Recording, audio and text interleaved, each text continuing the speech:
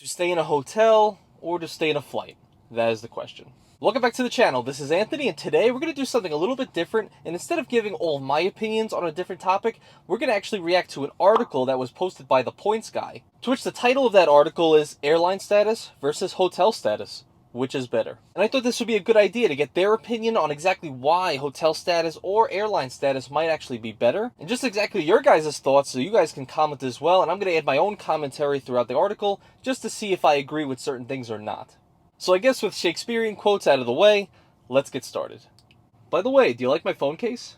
So starting off with the article, the first sentence is, when it comes to elite status, are you dedicated to a certain program, always traveling with that particular airline or staying at that particular hotel chain? Or are you more of a free agent, open to flying with any airline or staying at any hotel where you can use your points and miles? So before we go any further, let me know in the comments below, do you guys prefer hotel status or do you prefer airline status, and why?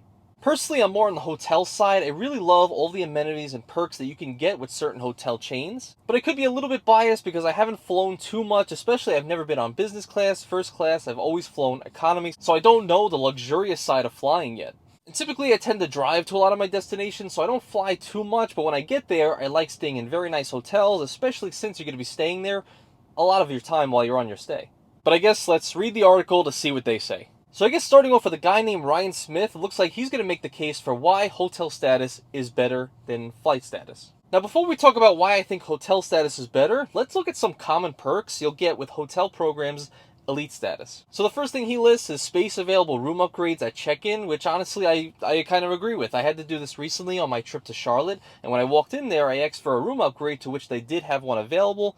I went from a room that didn't have a balcony to one that did have a balcony. And it also took me from the third floor to the first floor, which I thought was a lot easier altogether. But I've also heard from a lot of people that they've been able to room upgrade to like a king or an executive suite from just a regular standard room that you would normally book. The second thing he lists is free breakfast or an on-property food and beverage credit. I'm going to add my own thing here. He didn't mention experience credit that you do get with the fine hotels and resorts, and the hotel collection that you get with American Express. And maybe other hotel chains as well? I'm not sure. So this is huge. I went through all of the numbers in a previous video I did about the fine hotels and resorts collection, and the on-site property food and beverage credit and the free breakfast could amount to a ton of money over, just the course of a few days. Like, just for example, if you and a +1 get breakfast every single morning regardless, when you stay at this hotel and you get some free breakfast, that's essentially like getting $40 for free every single day. Which for the average stay being about 3 nights, that could be about $120 worth of value that you would be spending anyway. And forget it, some hotels per stay will give you a $100 credit towards dining, which again is just another $100 to your value in that stay. And the third thing he lists is a welcome amenity like points or free beverage, which is always nice to have. Which is true. If you're a member of Hilton, you could go through a full list of all of their properties and all the things that they could possibly award you just for staying that night. Like looking right here, you can get free bottles of water or just snacks, or even just some points for your stay. Ryan Smith says, it seems easier to me. To start, I find hotel status much more simpler than airline status. Rather than tracking some of the flights and what you need to get certain statuses, you just need to put your head on a pillow at a hotel. You don't need to go anywhere. Sleep there, that's it. If I stay a certain number of nights, I get the corresponding status. And I find that approach refreshingly simple. To which I would agree. I'm not super experienced in the flight programs, but I know with hotels it's super easy to book through either Amex Portal, Chase Portal, or even some third-party sites. But I know once I get there, everything's taken care of. This next part, I think, is a hugely underrated point, and let's read it right now. Where I sleep doesn't matter. With airline status, paying more to fly in business class or first class helps you to earn status faster. So I guess if you're just paying more for first class or business, of course you're going to earn more points towards that airline status. With hotels, one night is one night. Whether it's at a luxurious Park Hyatt Maldives or an expensive Hyatt place at an airport. I know you guys in the credit card community love Maldives. But as long as I stay at the requisite number of nights, I don't need to keep track of which hotel brands I'm staying at during those nights. Which is super true. I mean, it really doesn't matter what stay you're in. If you're an executive suite, a standard room, it really doesn't matter. As long as you're staying a night, you're gaining points or access to that hotel's program. Like for example, with Hilton, you have to get a certain amount of nights stayed per year to get gold status and diamond status if you don't have the extra special, credit cards that give you those statuses anyway. So it doesn't matter if you're staying in a room that's $50 a night or $500 a night, you're still gaining nights towards those elite statuses, which I think is very simple, and I agree here. The next point that he makes is you spend more time at a hotel on most trips, which is actually my point at the beginning of this video. He says, I'm sleeping at a hotel every single day, while I'm only on a plane to get there and to get back home. Thus, receiving perks at the hotel affects every day of my trip. Things like daily breakfast, room upgrades are a larger portion of my holiday than an upgraded seat on a flight. And free breakfast for a family can provide hundreds of dollars of savings during a trip. So this is huge, and I guess it's personal preference, right? If you're a person that really has anxiety on a flight and really likes that extra space, or you just like the extra accommodations, or want to sleep on a long flight, maybe that's better for you. But if you don't really care and you kind of just get through the flight as fast as possible, maybe you watch a movie, you really care more about the destination than the journey. In this way, hotels are a whole lot better, especially if you're a person into saving money. Like he pointed out, the free breakfasts could be hundreds of dollars worth of, expenses that you normally would pay, especially if you're on just a holiday or a business trip. And make sure to hit that like and subscribe button if you're in favor of the hotel people so far. And then one of the last points he makes before we move on to the next person in this article that is more for airlines, let's talk about the last point, which was hotel status helps me save money. While I admit that flying in premium cabins on a flight is more comfortable, I don't think flying in a nicer seat saves me money on my trip. At least on long-haul flights with full-service airlines, everyone will get a meal. But I guess he just means that for other flights that otherwise wouldn't be classified under full service, don't actually come with free meals. And then he says at most hotels, at least only those with elite status will get free food.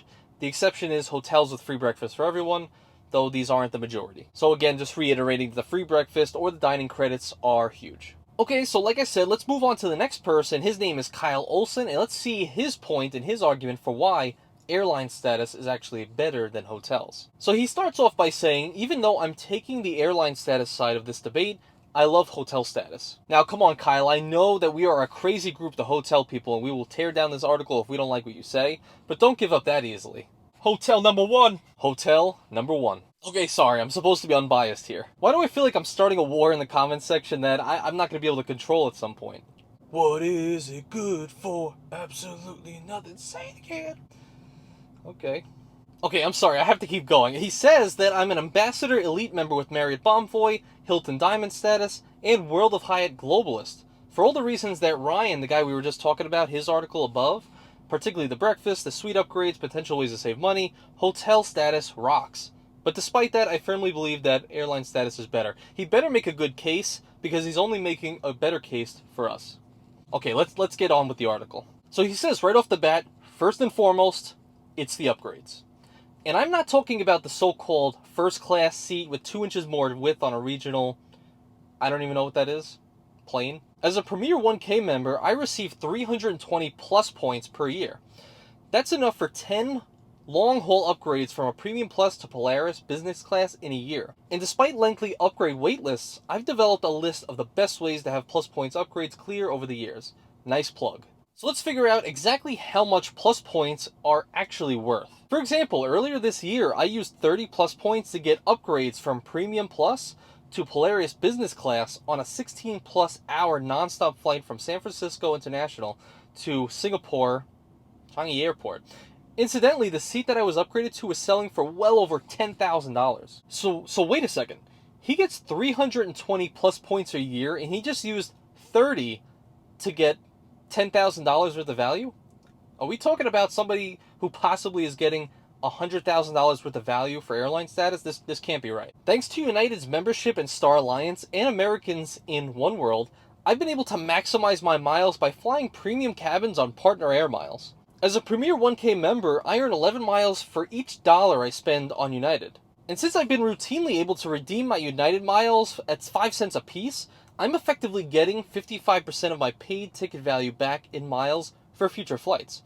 And that's before using a card like the Amex Platinum that gets 5 points per dollar spent on all airfare. And then he also says that the points guy values each Amex point at 2 cents per point, I guess just by, transferring it to partners and whatnot. So by using the Platinum card and earning 5 points per dollar spent, that's an extra 10% back in Amex points on airfare. So he says that factoring it all in by maximizing redemptions between 11 mileage plus miles and 5 Amex points per dollar, I stand to get around 65% of my air expenses back in points. And he says that I'm pretty sure no hotel elite status that I'm aware of can compare to that. And he also clarifies that, of course, this completely depends on how much you redeem your miles for. And also let me know in the comments below, what was the most amount of value you've ever gotten from your points? Was it 1 cent per point? Was it 5 cents, 10 cents per point? Let me know. He also points out that another super big benefit was that this summer, he said that this summer proved to be an exceedingly challenging time for airlines.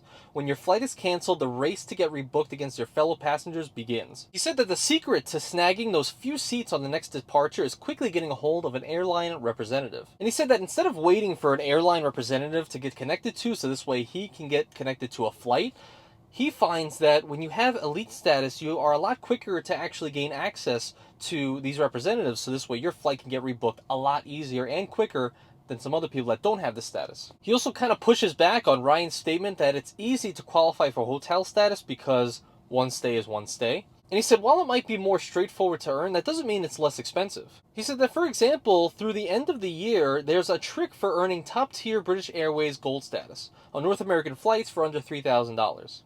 By traveling on partner airlines, there are many tricks for quickly earning, and he said there's some other tricks that you can get with American Airlines, United, and a few other places. And actually, in his article, Kyle talks about all the tips and tricks that he uses to get these elite statuses, but pretty much he just talks about doing short-haul flights, first class, just to earn those extra points, or by using connecting flights to be able to earn some more points. Some of these things I don't fully understand. Maybe you guys can enlighten me in the comments. Okay, so that's the whole video. So I guess if we're just going to condense it all down, let's just talk about hotels. So if we're talking hotels, we're kind of talking about the little expenses in life. Little, I should put in quotations, but the hotel spend on the stay itself and the expenses like spa credits, experience credits, daily breakfasts, or room upgrades.